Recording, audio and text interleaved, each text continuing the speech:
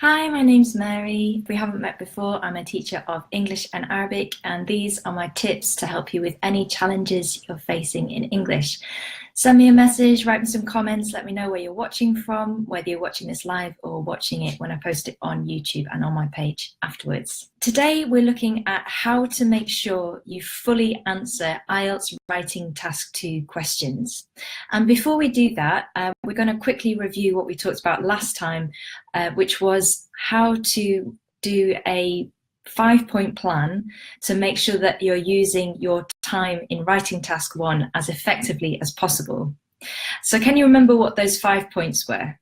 We had unit, time, items, comparisons, and trend. Oh, sorry, in the other way around. We had unit, time, items, trend, comparisons. That was it. I said that I was going to give you a sample answer. So I've written an answer for you to the question that we looked at last time. And I'm going to read it for you now. I will post a picture of it so that you've got a written version as well. Have a listen and see what you think. See how it compares to the answer that you've written. So here we go. The line chart shows the proportion of people over 4 years old in the UK who watch television and listen to the radio between October to December 2002 at different times of day. These two types of entertainment follow different patterns despite both falling to their lowest point at about 3 a.m. and increasing gradually from 3 until 6 in the morning.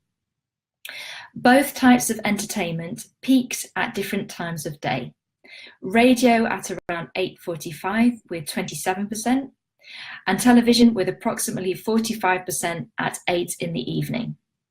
Radio and television also had contrasting rates of increase and decrease.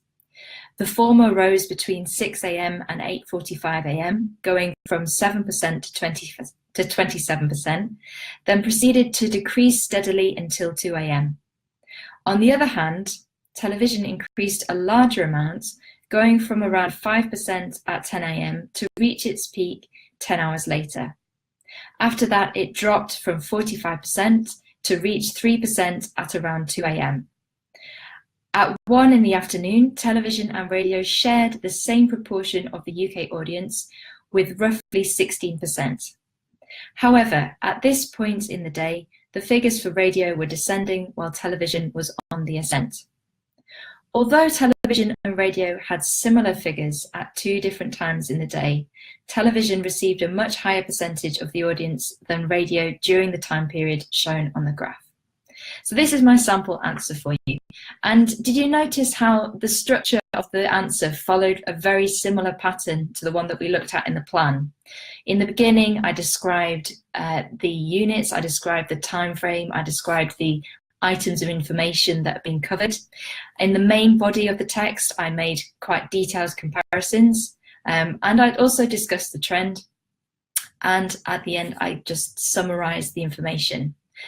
So this is why I think it's really important to make sure that your planning is effective and actually really helps you to structure and write a solid, coherent answer. Today, we're looking at how to make sure you're definitely answering the question in writing task 2, because I have quite a lot of students who the main feedback that they get for their writing task 2 answer is that they haven't fully addressed all parts of the question.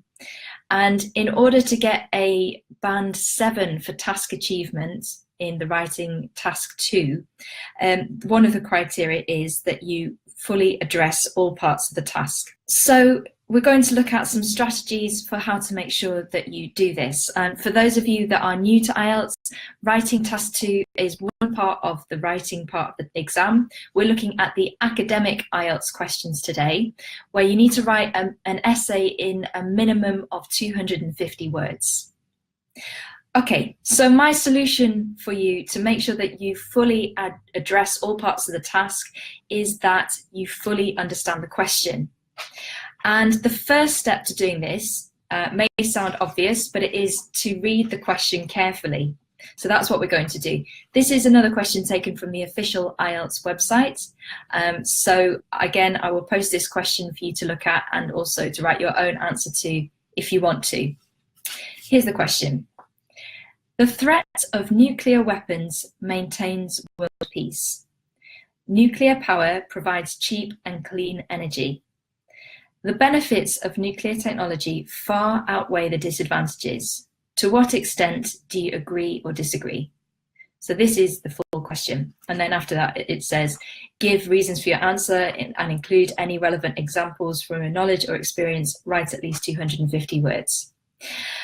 Okay, so in the main part of the question, you're then going to look at how many parts are there in this task. So I've divided the question into 4 parts, which you can see, hopefully, and I'll read those to you. So first part is, the threat of nuclear weapons maintains world peace. Second part is, nuclear power provides cheap and clean energy.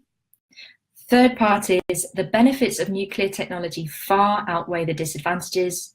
And the final part is, to what extent do you agree or disagree?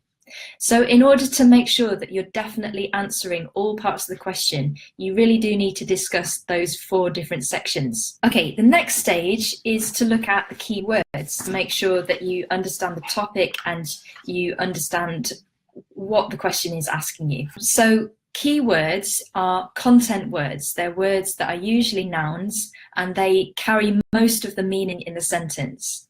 And the idea is that if you highlight the key words, you should be able to understand the gist of the sentence because it's only the more grammatical words that are missing. So here are the ones that I've highlighted. So I've got threat, nuclear weapons, maintains world peace. Nuclear power provides cheap, clean energy. Benefits, nuclear technology outweigh disadvantages. Extent, disagree. Okay, so that gives you more of a sense of what the general topic is and what key ideas you need to be referring to in your essay. The third stage is to have a look at the, the fourth stage is to have a look at the micro keywords. So we just looked at the keywords, which are the content words. The micro keywords are often things like adverbs, which give you quite a good, more in-depth insight into the question. It really helps you to get to the heart of what the question is asking you. And so the micro keyword that I've highlighted is far. You see? Yeah, because to say the benefits of nuclear technology far outweigh the disadvantages, it's a different statement to saying the benefits of nuclear technology slightly outweigh the disadvantages, or the benefits of nuclear technology somewhat outweigh the disadvantages. So when it's then asking you to what extent do you agree or disagree, you need to be referring back to that statement, that the benefits of nuclear technology are much greater than the disadvantages, and whether you agree or disagree with that idea. So the fifth and final point for making sure that you clearly address all parts of the task and you clearly understand the question are to look at the instruction words. And these are the last section here where it says, to what extent do you agree or disagree?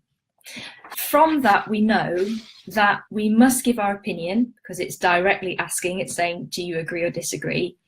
And it's also saying, to what extent? So that shows that you don't need to say, I agree or I disagree 100%. You can say, I partially agree, or I agree to some extent, or I mostly disagree with this idea, with this statement. Okay, so those are my 5 stages to making sure that you are clearly understanding the question and to ensure that your answer is fulfilling all requirements of the task. So let's just review what those 5 steps are. So we've got read the question carefully, first of all. Second part is to identify how many parts of the question there are. So in this example, we said that there are 4. The third stage is to highlight the key words, and those are the content words. They're usually nouns to make sure that you understand the topic, you understand the gist of the question. The fourth stage is to look at the micro keywords. These are often adverbs which show any assumptions that are in the question and really enable you to get to the heart of what it's asking you. And the fifth stage is to look at the instruction words.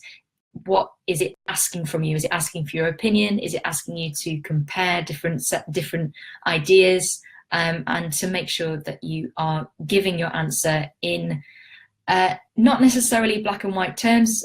Sometimes you can have sort of, you partially agree with something, partially disagree with something. It's totally up to you. This stage, all of these stages need to happen before you start even planning your answer, because there is no point in writing your plan if you don't understand the question properly. So make sure that you're doing this before planning your answer. You then need to give a significant part of your time to planning, and all of this combined should mean the writing stage is much quicker for you.